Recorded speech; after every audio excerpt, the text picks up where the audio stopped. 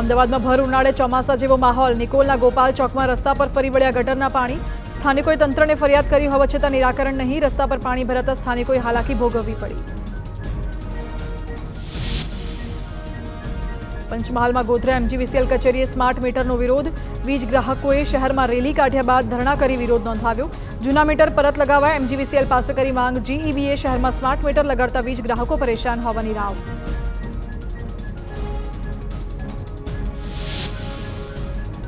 અમરેલીની Shantaba medical કોલેજના intern વિદ્યાર્થીઓ 6 દિવસથી ધરણા પર બેઠા. સરકારી મેડિકલ કોલેજ જેટલું 18,200 રૂપિયાનું સ્ટાઇપન્ડ ચૂકવવાની માંગ. શાંતાબા કોલેજમાં અપાય છે 10,000 રૂપિયાનું સ્ટાઇપન્ડ.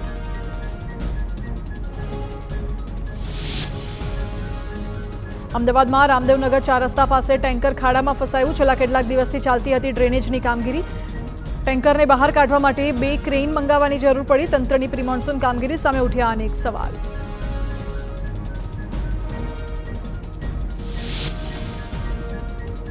વાપીમાં ગટરની કામગીરી સામે જેસીબી ફસાયું.